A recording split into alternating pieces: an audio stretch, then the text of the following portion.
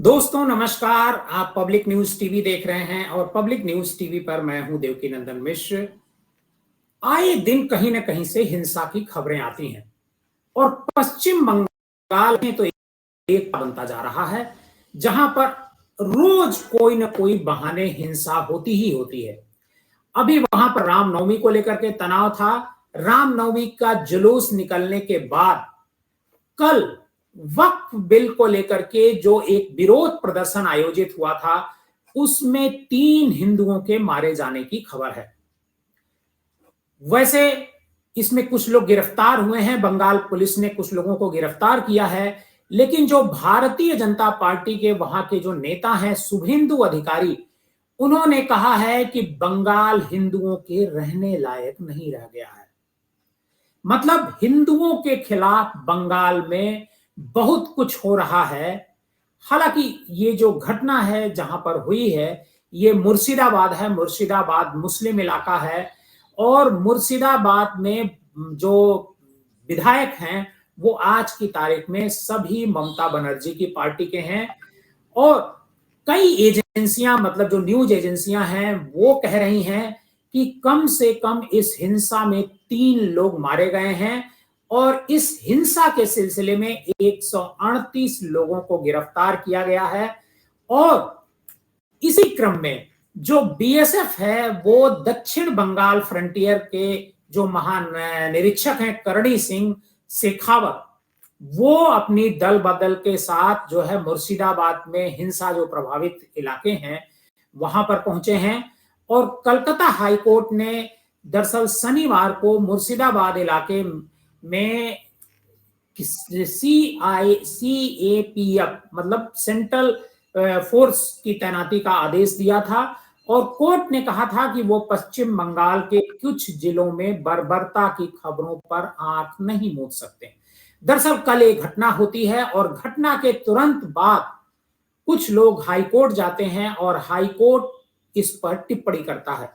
High court के जो justice हैं न्यायमूर्ति सोमेन सेन, वो कहते हैं कि हम विभिन्न जिलों की रिपोर्टों को नजरअंदाज नहीं कर सकते हैं जिनमें प्रथम दृष्टया बंगाल के कुछ जिलों में बर्बरता की बात सामने आई है।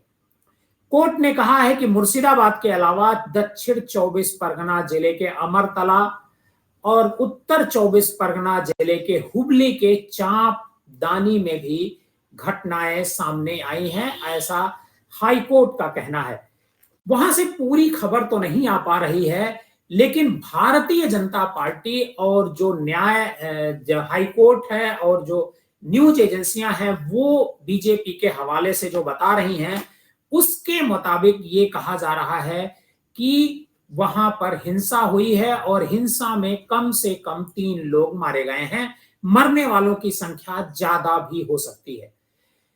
बंगाल के जो शुभेंदु अधिकारी हैं, जो बीजेपी के नेता हैं, विपक्ष के विधानसभा में विपक्ष के नेता हैं, वो कह रहे हैं कि राज्य में हिंदू सुरक्षित नहीं है और वक्फ जो संशोधन हुआ है संसद में वक्फ बिल को लेकर के, उसके बाद से उस अधिनियम के खिलाफ बंगाल में विरोध प्रदर्शन हो रहा है और उसी प्रदर्शन के दौरान ये हिंसा भड़कती है मुर्शिदाबाद में।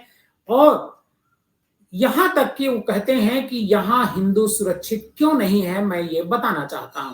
वो कहते हैं कि दरअसल हिंदुओं को अपने त्योहार मनाने के लिए कोर्ट जाना पड़ता है, ये स्थिति ठीक नहीं है।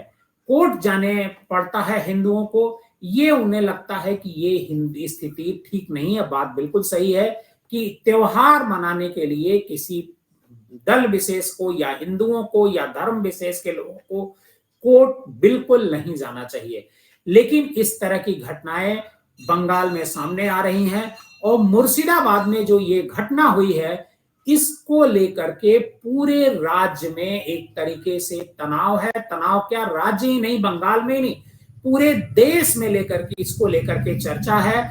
योगी आदित्यनाथ जो उत्तर प्रदेश के मुख्यमंत्री हैं, उन्होंने आज एक कार्यक्रम में अंबेडकर जयंती के पूर्व दिवस पर एक कार्यक्रम था, उसमें उन्होंने इसका जिक्र भी किया कि मुर्शिदाबाद में हिंदुओं पर अत्याचार हो रहा है।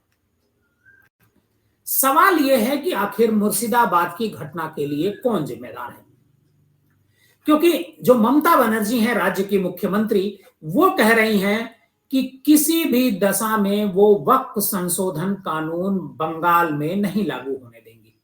अब ऐसे में सवाल ये उठता है कि अगर कानून लागू नहीं हो रहा है तो ये जो मुस्लिम समुदाय के लोग हैं वो प्रदर्शन क्यों कर रहे हैं मुर्शिदाबाद जैसी जगह पर, जहां पर उनकी जो हिस्सेदारी है वो ज्यादा है।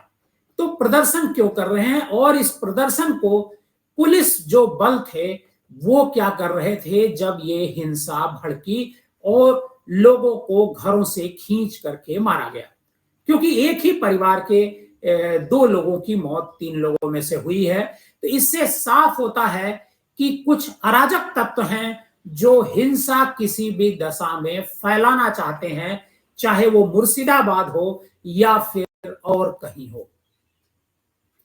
बंगाल में आपको हम बता दें कि 2026 में चुनाव है विधानसभा का। 2021 में विधानसभा के चुनाव हुए थे, अब 2026 में विधानसभा चुनाव है। और विधानसभा चुनाव को लेकर के भारतीय जनता पार्टी कुछ ज्यादा ही उत्साहित है। उसे ऐसा लगता है कि बंगाल पर इस बार कब्जा किया जाए। हालांकि पिछली बार 2021 के विधानसभा चुनाव में भी बीजेपी की यह कोशिश थी, लेकिन 2021 में बीजेपी सफल नहीं हो पाई थी, क्योंकि भारत वहां पर ममता बनर्जी एक बड़ी ताकत के साथ हुई थी। लेकिन बीजेपी को फायदा हुआ था, बीजेपी 77 विधानसभा सीटें जीती थी। लेकिन 2024 का जो लोकसभा चुनाव हुआ उसमें बीजेपी को बहुत नुकसान उठाना पड़ा। मतलब 2019 में बीजेपी के पास 19 सीटें थी, लेकिन जो 2024 का चुनाव हुआ उसमें बीजेपी के पास मात्र 12 सीटें ऐसी हैं बची हुई हैं और लोकसभा की। और उसी के 1 साल बाद वहां पर चुनाव होना है विधानसभा का, और विधानसभा चुनाव में बीजेपी वहां सरकार बनाने का ख्वाब देख रही है, सपना देख रही है, उसकी तैयारी कर रही है। और बीजेपी को जहां कहीं भी जहां हिंदू मुसलमान की पॉपुलेशन होती है वहां बीजेपी हिंदू मुसलमान के बदौलत ही सरकार बनाने की कोशिश करती है और हिंदू मुसलमानी करती है। हालांकि ये जो दंगा है बहुत दुखद है और इस पर ममता बनर्जी को जवाब देना चाहिए कि वक्फ बिल ठीक है वो नहीं लागू करेंगी, लेकिन उसके बाद भी हिंसा क्यों भड़की मुर्शिदाबाद में, और इस पर जो उनके घटक दल हैं उनको भी जवाब देना चाहिए कि आखिर हिंसा का जिम्मेदार कौन है, हु इज द रिस्पॉन्सिबल, मतलब कौन है हिंसा का जिम्मेदार मुर्शिदाबाद के। पब्लिक न्यूज टीवी पर थे, आप अपना ख्याल रखिए और सावधान रहिए।